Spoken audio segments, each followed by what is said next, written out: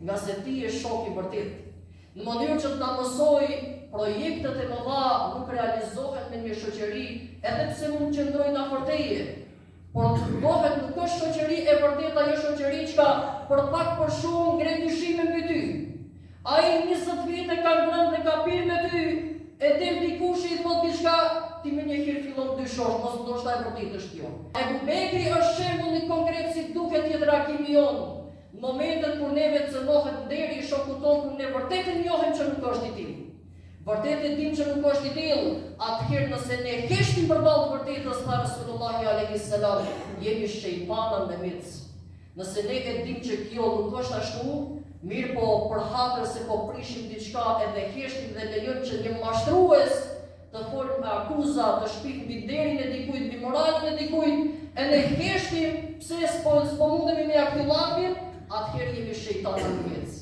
Sepse vllau jemi dashur duket ti thush atij më fal i dashur e i nderuar. Ti po thu diçka, por unë nuk e njoh të tillë. Unë nuk e njoh për të tillë. Pra ti duket të argumentosh dhe të bish fakte mbi këtë akuzë që po e ngre.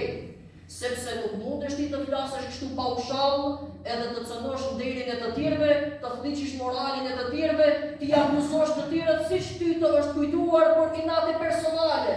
Ti duket bish fakte, por ndryshe unë nuk qëndroj prapa teje, sepse unë filanin e njoh ndryshe. Unë e njoh si njëri të ndershëm, si njëri të drejtë, si njëri humanist, si njëri i përkushtuar në të mirë dhe kështu me radhë. Pra të tregosh ti vlerat pastaj çka i posedon ai.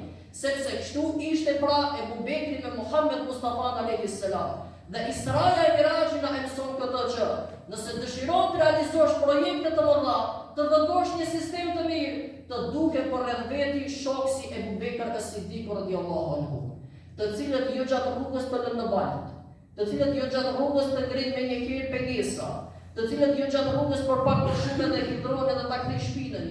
Jo. Shok si Ebu Bekri që tha që nëse e ka thënë Muhammed Mustafa alayhis salam, ashtu është dhe është e vërtet, e unë i qëndroj pas kësaj fjale.